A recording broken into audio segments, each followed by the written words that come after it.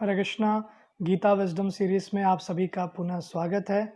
पिछले सत्र में हमने चर्चा किया different types of worshippers of Lord Krishna. भगवान की सेवा करने वाले अनेक अनेक प्रकार के जो कैटेगरीज के लोग हैं उनके बारे में हमने देखा।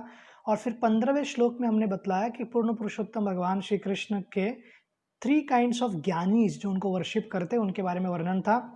एकत्वेन जो अंग्र उपासना करते हैं स्वयं को और भगवान में कोई भिन्नता ना देखते हुए स्वयं की उपासना करते हुए कार्य करते हैं। पृथक्त्वेन अर्थात प्रत्योक उपासना जो देवताओं को और भगवान में कोई अंतर नहीं समझते हैं। और विश्वतोमुखम, विश्वतोमुखम का अर्थ है कि जो व्यक्ति किस प्रकार से भगवान के विश्व रूप के इसमें पूजा करने का प्रयत्न करते हैं। तो 16वें से 19वें श्लोक में भगवान को विश्व रूप उपासना कैसे किया जाता है इसके बारे में वर्णन है। 16वें श्लोक में बतलाते हैं कि कैसे वे जो पदार्थ है, सब एलिमेंट्स है यज्ञ में, वे कैसे है। वो कहते हैं कृतवो अर्थात जो अनेक प्रकार के मार्ग बतलाए गए, जो रिचुअल्स बताए गए शास्त्रों में वे है। फिर यज्ञ, खास करके जो यज्ञ किया जाता है जो स्मृति शास्त्र में है उनके बारे में, और जो मार्ग बतलाया गया है कृतों का वो श्रुति शास्त्रों में। फिर स्वाधा अर्थात जो पितरों को तर्पण दिया जाता है उसके उसमें जो है मैं ही हूँ। फिर वो कहते हैं कि औषधम अर्थात जो हीलिंग हर्ब्स है जिसके कारण आयुर्वेद हो या अन्य मार्ग है जिससे व्यक्ति अपने आयु को बढ़ाने का प्रयत्न करते हैं उसे कहते हैं आयुर्वेद। और औषधम जहाँ पर प्रयत्न किया जाता है कि औषधम के स्तर पर कृष्ण कह रहे हैं, कृष्ण किस प्रकार से एक यूनिवर्सल पर्सपेक्टिव बता रहे हैं कि कैसे उनकी हम पूजा अर्चना कर सकते हैं इन सब वस्तुओं से। तो प्रिलिमिनरी स्टेज पर व्यक्ति इस प्रकार से पूजा कर सकते हैं वो बतला रहे हैं। सो आज इंटरनेशनल चैरिटी डे भी है, अर्थात जागतिक स्तर पर दान को बढ़ावा करने के लिए, बढ़ावा देने के लिए ये दिन मनाया जाता है। और जगत के इतिहास में हम देखते हैं कि इस दुनिया में बहुत लोग हैं जो धन देते हैं, पैसे देते हैं, कुछ कॉन्ट्रीब्यूशंस देने का प्रयत्न करते हैं। और जो बहुत धनी है, जैसे बहुत सारे धनी व्यक्ति जो श्रीमंत व्यक्ति होते हैं उनके फाउंडेशंस होते हैं, उनके CSR से कॉर्पोरेट सोशल रिस्पॉन्सिबिलिटी होता है, उससे तो पैसा देते ही है, अन्य कार्य भी करते हैं। मैंने एक व्यक्ति से सुना कि भारत के जो टाटा जो कंपनीज है तो वो लोग इतने फेवरेबल है सोशल सर्विसेज के लिए कि वो टॉप कंपनीज में नहीं है, क्योंकि बहुत अधिकतर जो अपना कमाई है वो ऐसे ही समाज सेवा में लगाते हैं। और हम सबको पता है जो मुंबई में रहते हैं, परेल हो अन्य जगह हो जहाँ पर टाटा का कैंसर का हॉस्पिटल्स है और बहुत लोग की सेवा वहाँ पर होती है गरीबों की। तो इस प्रकार हम देखते हैं कि ये सब सबको याद रहता है, परंतु दिव्य व्यक्ति को या दिव्य ज्ञान किसी व्यक्ति को मिल जाए, खास करके उसे ये पता चल जाए कि सारे दुखों का कारण क्या है और उसके जीवन में दुख क्यों आ रहा है, अच्छे कार्य करते हुए भी दुख क्यों आ रहा है, भगवान कौन है, सृष्टि का निर्माण कैसे किया गया है, सृष्टि निर्माण किया गया तो निर्माता कौन है, भगवान एक है या अनेक है, भगवान सगुण साकार है या निर्विशेष निराकार है। तो ये सभी प्रश्नों का उत्तर ज्ञान के मार्ग से मिलता है। तो भारतवर्ष में आज हम टीचर्स डे भी मना रहे हैं, गुरु का दिन या शिक्षक का दिन। तो इसका कॉन्टेक्स्ट कोई वैदिक कॉन्टेक्स्ट से नहीं है, हमारे भारत के जो पहले प्रथम पॉलिटिशियंस प्रेसिडेंट हुआ वगैरह हुआ करते थे उनके दृष्टिकोण से मनाया जाता है। परंतु भारतीय इतिहास में हम ये टीचर्स डे को इस प्रकार से देख सकते हैं कि जितने भी गुरुजन हुए वैदिक सभ्यता में, हम देखते हैं कि वेदव्यास से लेकर श्रीपाद नारद मुनि हुए, वाल्मीकि ऋषि हुए और अन्य कोटि कोटि शिक्षक है जो योगदान दिए और हमको एक ज्ञान देने का प्रयत्न करते हैं। परंतु इन सभी का जो मूल इंस्पिरेशन आता है इन सभी गुरुओं को, वो आता है जगत गुरु पूर्ण पुरुषोत्तम भगवान श्री कृष्ण से। तो कृष्ण यहाँ पर अपने दिव्य ज्ञान दे रहे हैं अर्जुन को। और अब तक हमने देखा कि किस प्रकार कृष्ण हर एक कैटेगरीज या हर एक व्यक्ति को जो भी प्रश्न आ सकता है, जो भी डाउट्स आ सकता है, उस सभी डाउटों को पूर्ण प्रकार से उत्तर देने का प्रयत्न कर रहे हैं। औषधम जब कहा जाता है तो मुझे बहुत ही अट्रैक्टिव लगा कि भौतिक जगत में सबसे बड़ी समस्या ये है कि व्यक्ति खुश रहना चाहता है, व्यक्ति शारीरिक स्तर पर तंदुरुस्त रहना चाहता है, उसे कोई बीमारी ना हो ये विचार करते हैं। और आज के डेट में सबसे बड़ा टॉपिक, ऑफ कोर्स बाकी सब भी हो रहा है, कंस्पायरेसी केसेस, मर्डर केस है, ये केस है, वो सब चल रहा है, परंतु मेन जागतिक स्तर पर क्या है, कोविड का केसेस, कि हम शरीर को कैसे ठीक रखें, हम बीमार ना पड़े, हमारी मृत्यु ना हो। तो पूर्ण पुरुषोत्तम भगवान श्री कृष्ण बतलाते हैं कैसे धन्वंतरी के रूप में आके आयुर्वेद को लाए थे जब समुद्र मंथन हो रहा था। तो चिंता है। और हम देखते हैं कि इस जगत में बहुत सारे ऐसे औषधि है, हर्ब्स है, प्लांट्स है जो अपने आप में हील करते हैं अगर उनको ठीक प्रकार से उपयोग किया जाए। एक नेचुरोपैथी करके एक फील्ड है, मेडिसिन्स का या दवाइयों का, उसमें ऐसा माना जाता है कि अगर आपने नेचुरली जो मिलता है पदार्थ हो, फ्रूट्स हो या वेजिटेबल्स हो, उसको बिना पकाए हुए और ठीक प्रकार से अगर आपने सेवन किया तो बॉडी में अपने आप में एक शक्ति है कि वो अपने आप को हील करने की क्षमता रखता है। किसी एक्सटर्नल मेडिसिन और अन्य मार्गों की कोई आवश्यकता ही नहीं पड़ती है। तो ये एक प्रोसेस हम जानते हैं। तो हम देखते हैं कि आज के देश में, आज के समय में, विश्व भर में सबसे महत्वपूर्ण कार्य क्या है कि व्यक्ति के हेल्थ को कैसे ठीक किया जाए। और जो जापान का जो प्राइम मिनिस्टर है शिनो एब जी, वे व्यक्ति कह रहे हैं कि मेरी हेल्थ ठीक नहीं इसलिए मैं रिज़ाइन करता हूँ। तो जो सर्वोच्च पद है जापान के पावर स्ट्रगल में, या किसी भी व्यक्ति को सत्ता चाहिए, शक्तिशाली बनना है तो प्राइम मिनिस्टर बनना है जापान का, परंतु तबियत साथ नहीं दे रही इसलिए वो स्टेप डाउन कर रहे हैं। तो इसलिए बहुत ज़रूरी है कि व्यक्ति लोगों का, सभी का हेल्थ ठीक हो। और इस कृष्ण यहाँ पर बतला रहे कि किस प्रकार से औषधम वो है विश्व रूप में, अगर हमको देखना है कृष्ण को तो बता रहे वो एक प्रकार से कह रहे मंत्र, तो सभी मंत्रों में जो दिव्य ध्वनि है वे है, इस प्रकार वो बता रहे। और वैदिक शास्त्रों में कोटि कोटि श्लोका से, आज सुबह में एक क्लास कर रहा, एक वीडियो बना रहा था जिसमें मैंने ये कहा कि देखिए कुरान में 6236 के आसपास आयत है। आयत माने श्लोका के इक्विवेलेंट है। 114 सूरास है, सूरा माने चैप्टर्स। इतना पूरा कुरान हो गया। और हदीथ का थोड़ा रहेगा, थोड़ा कमेंट्रीज रहेगा बाकी लोगों के, उनके। बाइबल भी इतना बड़ा नहीं है, परंतु महाभारत अपने आप में 1,10,000 श्लोकों का है। तो कितना दिव्य ज्ञान है, करोड़ों करोड़ों श्लोक है। वैदिक शास्त्रों में करोड़ करोड़ श्लोक है। और फिर उसके बाद आचार्य की कमेंट्रीज अलग, अन्य फिर जीव गोस्वामी का जो है वो अलग। तो इतना सारा डीप लिखा गया है शास्त्र सब, तो इतना नॉलेज है। और वो कह रहे कृष्ण के सब में मंत्र में हूँ। और वे यहाँ तक कहते हैं कि मंत्र से हमको पता चलता है, श्रील प्रभुपाद हमेशा मंत्र की जब भी व्याख्यान आती है या उसको एक्सप्लेनेशन दिया जाता है तो उस पर वो हरे कृष्ण महामंत्र लाते हैं। और श्रील प्रभुपाद बतलाते हैं कि कैसे हरे कृष्ण महामंत्र सबसे पावरफुल मंत्र है, जो कलयुग के जीवात्माओं के लिए, कलयुग में जो मनुष्य है उनके लिए सबसे बड़ी औषधि का काम कर सकता है हरे कृष्ण महामंत्र। और हमने रिसर्च करके भी देखा है कि बहुत बार ये जो मंत्र है ना, ये सहायता कर सकता है हमको। उसके बारे में हम जब ओम के बारे में वर्णन आएगा 17वें 18वें श्लोक में, हम बताएंगे कि कैसे किन लोगों ने क्या रिसर्च किया है। बहुत बड़ा डिटेल है, एक दो लोगों के बारे में हम वर्णन करेंगे। फिर वो कहते हैं अजयम, वो कहते हैं घी। तो वैदिक सभ्यता में घी को बहुत महत्व दिया गया है। घी एसेंस है गाय के दूध का, गाय का एसेंस है दूध, और दूध का एसेंस है घी। हमारे गोवर्धन विलेज में जब भी घी क्या बटर का चर्निंग प्रारंभ हो जाता है, क्लैरिफाइड बटर घी, तो नीचे का जो पानी रहता है वो छाछ रहता है, तो कुछ भी वेस्ट नहीं होता, जो नीचे बचता है वो छाछ है, बाकी सब घी। तो शुद्ध घी जब मिलता है व्यक्ति को तो कहा जाता है कि ब्रेन टिश्यूज में हेल्प करता है, व्यक्ति बुद्धिमान बनता है। तो वैदिक सभ्यता में जो नास्तिक से नास्तिक व्यक्ति थे, चार्वक मुनि, वे भी अगर उदाहरण देना है तो समझो भगवान में विश्वास नहीं, तो उदाहरण इस प्रकार से देते थे कि चोरी करो, कुछ भी करो, सीधी उंगली करो, टेढ़ी उंगली करो, परंतु घी खाना है। तो उनको ही पता था कि गौ माता की रक्षा करनी है, घी का महत्व सबको पता था। तो घी बहुत ही पावरफुल फिनोमेना है। परंतु हमको साथ में ये भी ध्यान रखना है, मॉडर्न कॉन्टेक्चुअल सेंस में कुछ पेटा और अन्य संगठन इस प्रकार हमको बताने का प्रयत्न कर रहे हैं कि देखो कि सब डेयरी के जो प्रोडक्ट्स आते हैं ये सब गलत है, हिंसा है गायों पे। तो कुछ हद तक सही है अगर वो हिंसा हो रही है तो गौशाला में, परंतु हमको ब्लैंकेट कार्य करना नहीं चाहिए। वेस्टर्न वर्ल्ड और भारत में बहुत अंतर है। तो भारत में अभी भी बहुत सारे गौशाला है, बहुत सारे दूध जहाँ से आता है वो हिंसा न करते हुए उसका उत्पादन किया जाता है और हम तक आता है। तो घी भी निश्चित रूप से अच्छा है, हो सकता है। तो उतना रिसर्च करके हमको प्रयत्न करना चाहिए। हुतम अर्थात वह कह रहे फाइनली कि मैं आहुति हूँ। तो हर कैटेगरीज में अगर यज्ञ के प्रणाली में देखें तो सब कुछ वो आ गए। 17 to 19 के बीच वो बताएंगे कि कैसे वो सर्वव्यापक है, वो अल्टीमेट सबके आश्रय है और सभी कारणों के कारण है।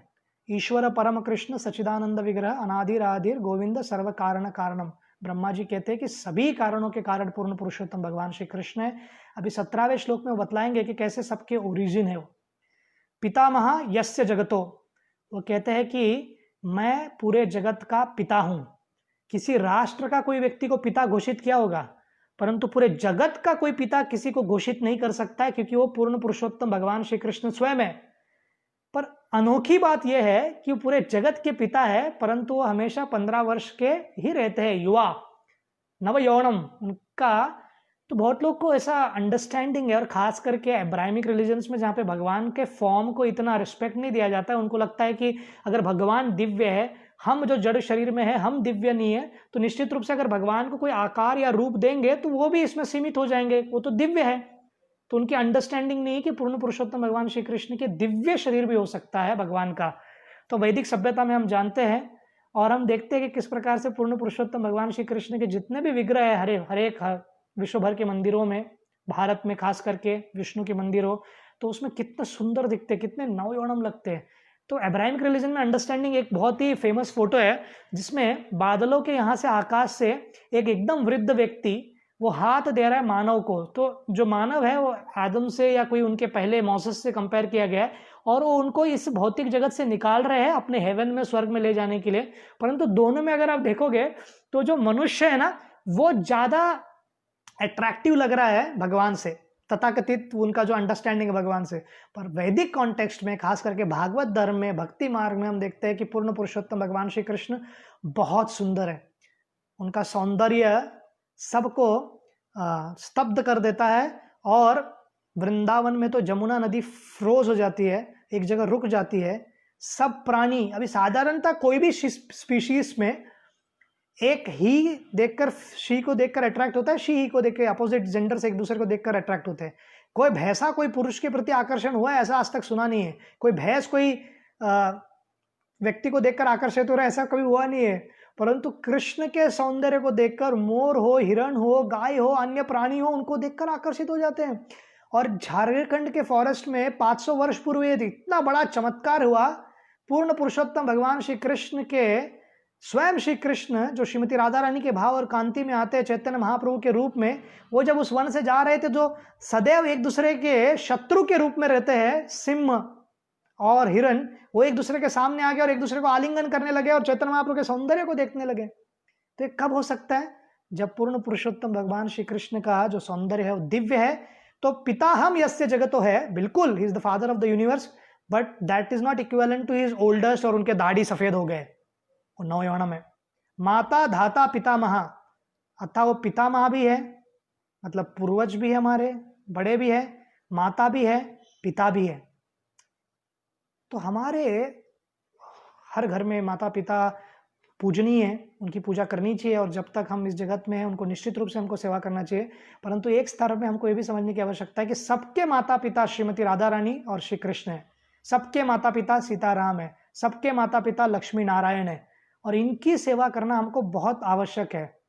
वेद्यम पवित्रम ओमकार, तो वो ये भी कहते हैं आगे कि मैं जानने योग्य हूं, ज्ञेय हूं, शुद्ध करता हूं तथा ओमकार हूं। ओमकार पे अभी 14 वर्षीय एक लड़की है जिनका नाम अविनेश है, उन्होंने रिसर्च किया ओम शब्द पर, और वो साइंस कांग्रेस, अर्थात साइंस कांग्रेस मतलब कांग्रेस पार्टी का कोई वैज्ञानिक विंग नहीं हो, विज्ञान का विंग नहीं है। साइंस कांग्रेस एक इंस्टीट्यूशन है, एक फोरम है जहां पर अलग अलग रिसर्च जो भारत में होते हैं उसको प्रेजेंट किया जाता है। तो ये 14 वर्षीय लड़की ने ओम शब्द पे इतना अच्छा एक्सपेरिमेंट किया, और आधा घंटा तक व्यक्ति जब ओम शब्द का उच्चार करता है और सुनता है तो उन्होंने देखा कि ब्लड में ऑक्सीजन की मात्रा बढ़ती है, और जो लैक्टिक एसिड और कार्बन मोनोऑक्साइड है उसकी लेवल जो है कम होती है, जो अपने लिए हेल्थ के लिए बहुत उत्तम है।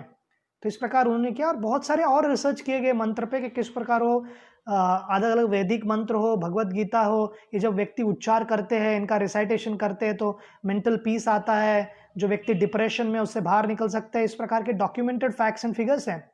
और कहते हैं ऋग साम यजुर एवच, तो कहते हैं कि मैं वेदों में ऋग हूं, साम हूं, यजुर हूं।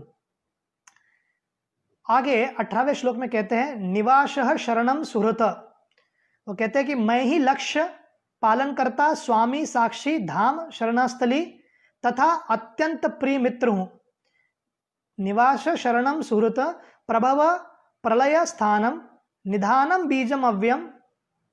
तो वो बतला रहे हैं कि तपामी अहम अहम वर्षम, किस प्रकार से वो आश्रय है, शरणास्थली है, सृष्टि है, प्रलय है, फिर उसके बाद आधार है हमारे जीवन में, आधार कार्ड हो ना हो हमारे व्यक्तिगत जीवन में, परंतु ये आधार हर एक व्यक्ति को निश्चित रूप से होना चाहिए। वो ये है कि किस प्रकार से व्यक्ति ये प्रयत्न करे कि हमारे जीवन में कृष्ण का आधार बहुत आवश्यक है और हर एक व्यक्ति को इस आधार का आश्रय लेने की आवश्यकता है। और पूर्ण पुरुषोत्तम भगवान कितने बड़े मित्र हैं। सुदामा जो आर्थिक स्तर से देखा जाए तो द्वारकाधीश से कोई तुलना नहीं है, परंतु सुदामा को भूले नहीं। हम इस जगत में देखते हैं कि व्यक्ति जब अपना एजुकेशन खत्म हो जाता है, कोई और दृष्टिकोण से कहीं और चले जाते हैं, तो अपने पुराने मित्रों को भूल जाते हैं, और स्वाभाविक रूप से होता है। कृष्ण भूले नहीं सालों के बाद। गुरुकुल की पढ़ाई कब की और द्वारका में कब थे। सुदामा पोरबंदर से चलते हुए आए, फिर उनको भीतर लाया गया, उनके चरणों का अभिषेक किया गया, फिर उसके बाद चरणामृत रुक्मिणी पे डालते हैं, महालक्ष्मी जी है। और इस प्रकार सुदामा का मुख्य स्थान बताते हैं कि कहाँ पर, और इतना करके उनको रिचुअल करके छोड़ नहीं देते। जब तक वो अपने घर पहुँचते हैं तो पूरा एरिया नगर में कन्वर्ट हो गया है और बड़े बड़े महल बन गए। उनके पत्नी और उनके बच्चे अच्छे अच्छे आभूषण डालकर आते हैं। तो सुदामा को पता चलता है कि किस प्रकार से अगर कोई मित्र होना चाहिए, सुहृदम सर्वभूता नाम कृष्ण है, और हमको कृष्ण को मित्र बनाने की आवश्यकता है, भगवान को मित्र बनाने की आवश्यकता है, और अपनी मैत्री कभी भूलते नहीं। पांडव उनके मित्र, खास करके अर्जुन, उनकी रक्षा किस प्रकार करते हैं, और यही चल रहा है। कृष्ण अर्जुन को बाहर निकालने का प्रयत्न कर रहे हैं गीता के माध्यम से। युद्ध में भी निरंतर 18 दिन कांस्टेंट काउंसलिंग, स्ट्रैटेजिक प्लानिंग, अब क्या करना है, अब क्या नेक्स्ट स्टेप क्या करना है। तो केवल स्किल सेट होने से कुछ नहीं होता है, परंतु गुरु की आवश्यकता है। और आज शिक्षक दिन भी, और उसमें हम देखते हैं कृष्ण कैसे जगत गुरु है, सबके गुरु है, और वे अर्जुन को बतलाते हैं कि नेक्स्ट क्या क्या करना है। रामलीला में हम देखते हैं कि जो गुहा राजा थे, आदिवासी राजा, उनसे मैत्री करते हैं, सुग्रीव से मैत्री करते हैं, और सुग्रीव के दुख का निवारण करते हैं, तो अपनी मैत्री तोड़ते नहीं, विभीषण से मैत्री करते हैं, जबकि वो उनके सबसे बड़े शत्रु के भाई थे। तो कृष्ण, राम, भगवान विष्णु हम सबके परम मित्र है, और ये जानने की आवश्यकता है, इधर ही बता रहे हैं कृष्ण। और वो ये भी कहते हैं कि मैं ताप हूं, जो हीट है वह है, वर्षा को वे रोकते भी है, और जहां पर वर्षा गिराना है वो उनके सिद्धांत से ही होता है। ऑफ कोर्स ये सब जो कार्य है कृष्ण को डायरेक्टली करने की आवश्यकता नहीं, इनका यूनिवर्सल गवर्नेंस है, जो इंद्र, चंद्र, वरुण ये सब मैनेज करते हैं। परंतु कोई व्यक्ति विश्वमुखम, कृष्ण के विश्व रूप में उपासना करना चाहता है, तो ये मार्ग बतला रहे भगवान। अब वो कहते हैं कि तपम अहम अहम वर्षम, अर्थात हमने अब जो वर्षा के बारे में आपको वर्णन किया, वो ये भी कहते हैं निधनम बीज अव्ययम, अर्थात वो बीज है, सृष्टि के मूल है। तपामि अहम अहम वर्षम निग्रहामि उत्सृजामि च अमृतम चैव मृत्युश्च सद असत चाहम अर्जुना। वो ये कहते हैं कि मैं ताप प्रदान करता हूँ, वर्षा को रोकता हूँ, वर्षा देता भी हूँ। बहुत लोग देख रहे हैं कि बहुत जगह पर प्रयत्न करते हैं, वर्षा होती नहीं, बहुत जगह ज़्यादा हो जाता है। ऑफकोर्स हम डायरेक्टली ऐसा रिलेट नहीं कर सकते, देखो कृष्णा ज़्यादा गिरा रहे हैं, बेसिकली कर्मा अनुसार और वहाँ के जो कम्युनिटी का कर्मा रहता है उस अनुसार ये कार्य होता है। मैं अमृत हूँ, अर्थात जिस हर एक व्यक्ति को अमृत की इच्छा है। कोई व्यक्ति मरना नहीं चाहता। कोरोना में डर क्यों लगता है? क्योंकि हमको अमृत रहना है। सृष्टि के प्रारंभ में भी हम देखते हैं कि असुर और देवतागण समुद्र मंथन प्रारंभ करते, वासुकी और महेंद्र पर्वत को लेकर चर्निंग प्रारंभ करते हैं, तो सब क्या चाहते हैं? अमृत चाहते हैं। और वो मोहिनी मूर्ति किस प्रकार से असुरों को छल करके देवताओं को, छल मतलब दिव्य अपनी लीलाएं करते हुए देवताओं को देती है। तो देवता और असुरों में अंतर क्या है? देवता जब भी समस्या में आते हैं तो उनको पता है कि अल्टीमेट शेल्टर भगवान है। असुर लोगों को लगता है कि हम में ही पोटेंसी है, हम ही शक्तिशाली है, हमें किसकी आश्रय लेने की आवश्यकता नहीं, हम सब कुछ कर सकते हैं, हमारे में पूरी क्षमता है।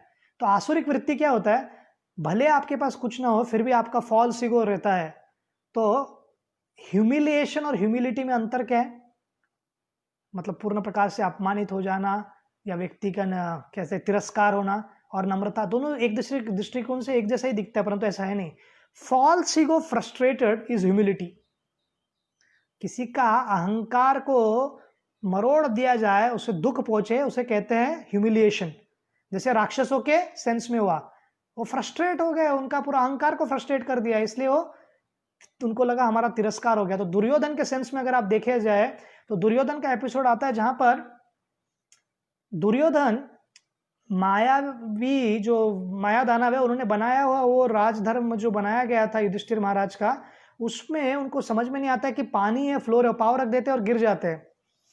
तो नेचुरल वो सर्कमस्टेंस में हंसेगा ही कोई व्यक्ति। तो द्रौपदी और अन्य उनके जो मित्र थे, मैत्रिणी थी, वो लोग हंसने लगते हैं। सखी।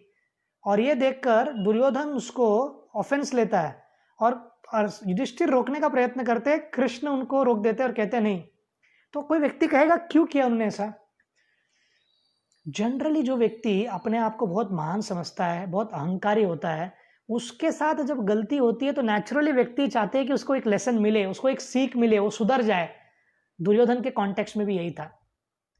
और कोई व्यक्ति ऐसा अहंकारी व्यक्ति गिरता है, फिसलता है, अभी समझो कोई फुटबॉलर है, वो इतना बॉल को लेकर ड्रिबल कर रहा है और उसको लगता है कि बहुत टैलेंटेड है, और गोल के सामने उसका पाव अगर मुड़ के वो गिर जाए, और साधारण गोल मारना था, केवल गोलकीपर था और 10-20 मीटर तक कोई भी प्लेयर नहीं था, अपोजिट टीम का डिफेंडर नहीं था, और वो अपना थोड़ा कला दिखाने के सेंस में, अपना पीआर बढ़ाने के सेंस में या फोटोग्राफी के लिए कुछ करने का प्रयत्न करता है और गिर जाता है, डिफेंडर आके बॉल ले लेता है, गोलकीपर ले लेता है, तो सब लोग हंसेंगे कि नहीं उस पर, क्योंकि जास्ती दिखा रहा था, ज्यादा दिखा रहा था।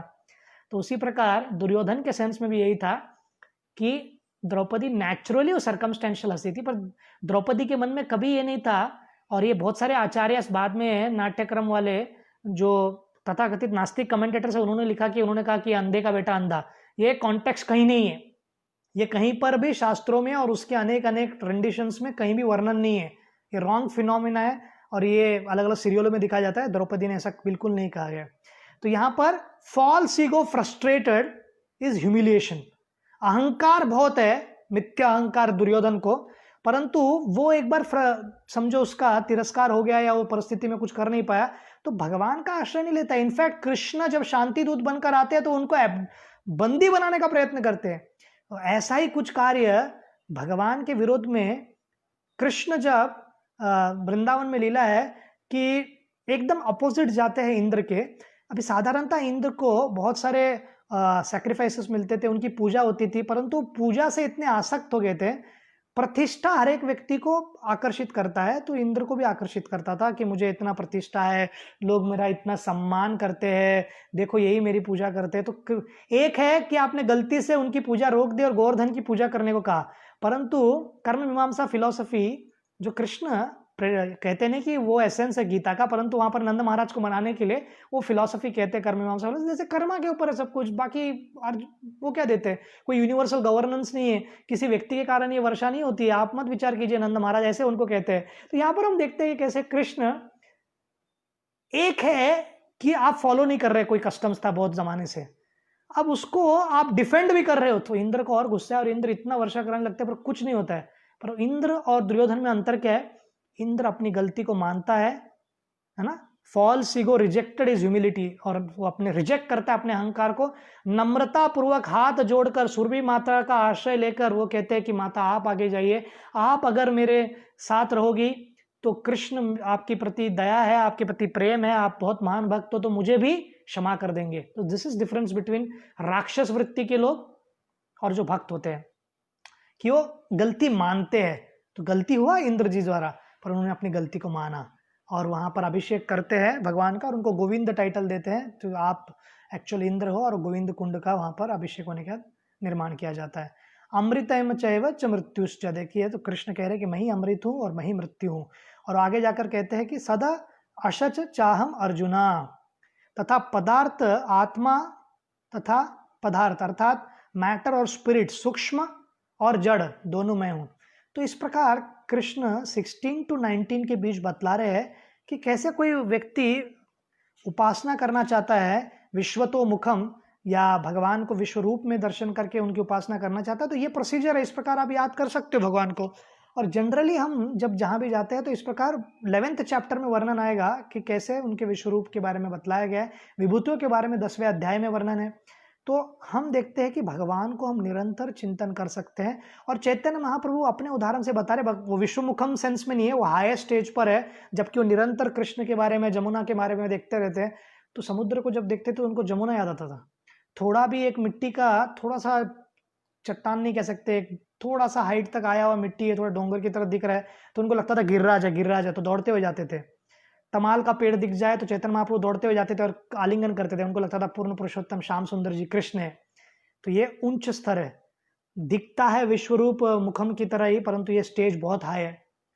शील प्रभुपाद वही मूड को लेकर जब पाश्चात्य देश में गए पाश्चात्य देश, जो अधिकतर सन्यासियों को लगता था कि पाश्चात्य देश में जाना स्वयं को अशुद्ध करने जैसा, और है भी उतना, पाप था, सब था वहाँ पर। श्रील प्रभुपाद जब न्यूयॉर्क के शहरों में घूमते थे गलियों में, तो उनको वैकुंठ का दर्शन होता था। अर्थात क्या है, दृष्टि बहुत महत्वपूर्ण है। वही चीज है, वही वस्तु है, वही जगह है, वही शहर है, परंतु श्रील प्रभुपाद के हृदय में कृपा थी, कंपैशन था, कंसर्न था और कन्विक्शन था। कंसर्न ये था कि ये सब लोगों का कैसे होगा, और मेरे गुरु महाराज ने मुझे दिया हुआ ये जो सबसे बड़े जो गुरु, उनके जो शिक्षा गुरु है, उनके जो दीक्षा गुरु है, श्रील भक्ति सिद्धांत सरस्वती ठाकुर ने कहा था, पाश्चात्य देश में जाकर आप प्रचार कीजिए। 40 साल वो रुके, और जब प्रचार करने का मौका मिला तो उन्होंने किस प्रकार कन्विक्शन के साथ, विश्वास था कि मेरे गुरु महाराज ने कहा है, कृष्ण का अगर आशीर्वाद है तो निश्चित रूप से यहाँ पर लोग भक्त बनेंगे, निश्चित रूप से चैतन्य महाप्रभु की जो मैसेज है, हरे कृष्ण महामंत्र का जो जाप है, कीर्तन है, वो सब जगह, हम हर शहर, हर नगर, और चैतन्य महाप्रभु ने कहा पृथ्वी आचेत नगरादिग्राम सर्वत्र प्रचार नाम, तो ये निश्चित रूप से होगा। अगर महाप्रभु ने कहा है तो उसको श्रील प्रभुपाद ने पूर्ण किया। श्लोक क्रमांक 20 से 25 के बीच आने वाला जो है वो प्रत्यक्ष उपासना, जो प्रत्येक उपासना है, देवताओं की पूजा किस प्रकार की जाती है, उसके बारे में वर्णन है, जानेंगे हम अगली बार। आप सबका बहुत बहुत धन्यवाद। हरे कृष्णा।